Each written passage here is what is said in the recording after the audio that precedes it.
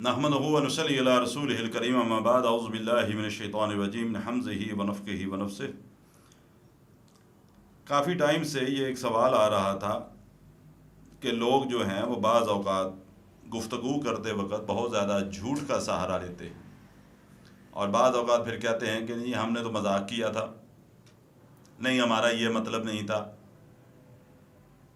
تو اس کے بارے میں قرآن مجید میں یا اللہ کے نبی صلی اللہ علیہ وسلم کے فرامین میں کیا حکم ہے؟ پہلی بات تو یہ ہے، اچھی طرح اپنے ذہنوں میں رکھیں کہ اللہ سبحانہ و تعالیٰ قرآن مجید میں یہ بات ارشاد فرماتے ہیں کہ یا ایھا الذین آمنوا اتقوا اللہ وقولوا قولا سدیدا، اے ایمان والو اللہ سے ڈرتے رہا کرو، تقوی اختیار کرو، وقولوا قولا سدیدا، جب بات کرو تو دو ٹوک سیدھی بات کیا کرو، ایسی بات جس کے ایک سے زائد مطلب نکل رہے ہوں، کہنے والا کچھ اور کہے اور سمجھنے والے کو کچھ اور سمجھ آ رہا ہو۔ مبہم بات جس کو کہتے ہیں، ابہام والی گفتگو، ایسی گفتگو سے دین اسلام منع کرتا ہے۔ دو ٹوک سیدھی بات کرو، قرآن ہمیں اس بات کی نصیحت کر رہا ہے۔ ہاں یہ الگ بات ہے اگر ہم اس آیت کریمہ کو پورا پڑھیں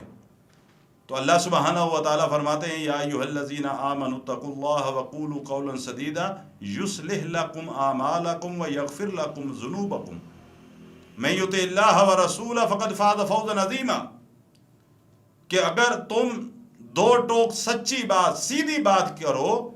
تو اللہ تمہارے اعمال کو سنوار دے گا،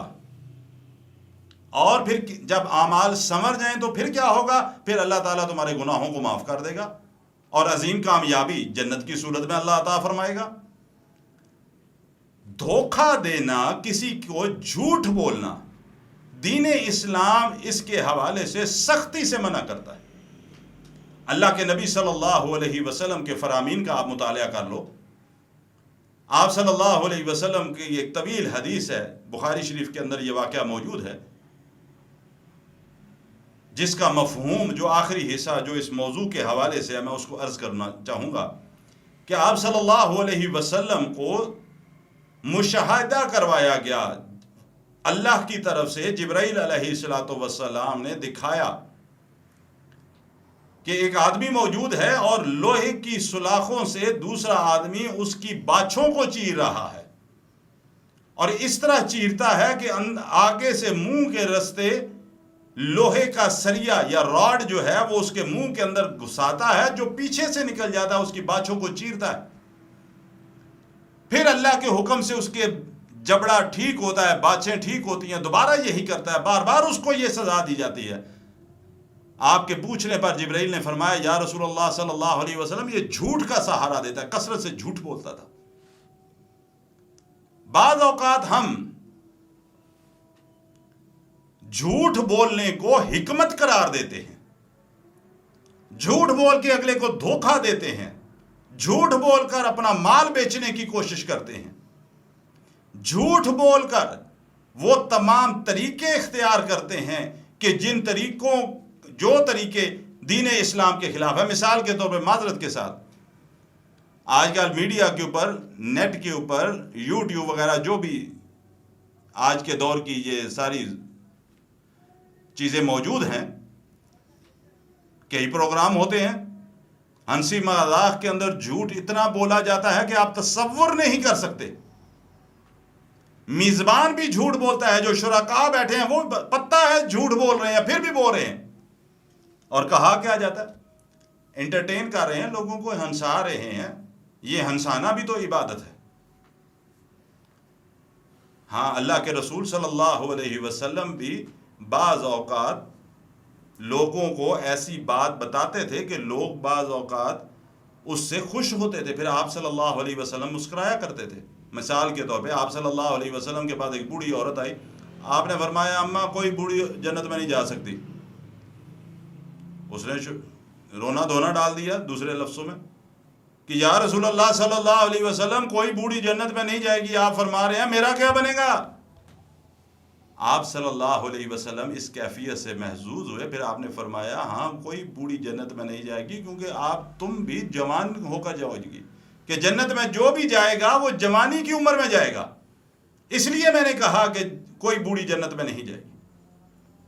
ہم جھوٹ کا سہارا لے کے لوگوں کو ہنسانے کی کوشش کرتے ہیں۔ امام الانبیاء محمد رسول اللہ صلی اللہ علیہ وسلم فرماتے ہیں جو شخص لوگوں کو ہنسانے کے لیے جھوٹ بولتا ہے، آپ نے فرمایا اس کے لیے ہلاکت ہے، اس کے لیے ویل ہے۔ اور ویل کیا ہے؟ جہنم کے گڑھوں میں سے ایک گڑھا ہے۔ کوشش اس بات کی کریں کہ جھوٹ سے اپنے آپ کو بچائیں۔ اللہ کے نبی فرماتے ہیں صلی اللہ علیہ وسلم کہ قیامت کے دن اللہ سبحانہ و تعالیٰ ایسے شخص کی طرف نہ رحمت کی نگاہ سے دیکھے گا، بلکہ ایسے شخص پر اللہ انتہائی غصہ ہوں گے، انتہائی غضبناک ہوں گے، جس میں سے پہلا شخص وہ ہے جو بادشاہ ہے، جس کو حکومت مل گئی، بادشاہ کی کرسی پر بیٹھنے کے باوجود جھوٹ بولتا ہے،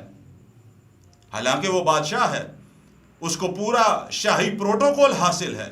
اس کو ساری سہولتیں میسر ہیں، پھر اس کو جھوٹ بولنے کی کیا ضرورت پڑی ہے؟ جو 3 بندے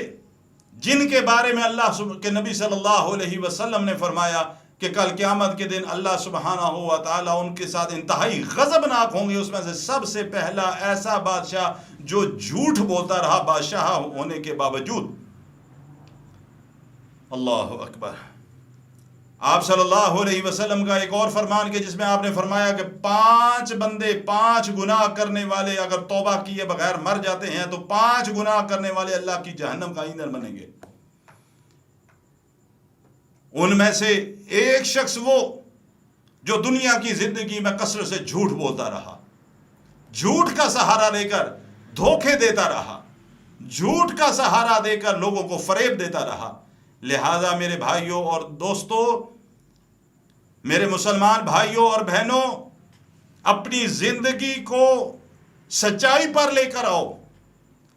بات کرو تو سچی بات کرو۔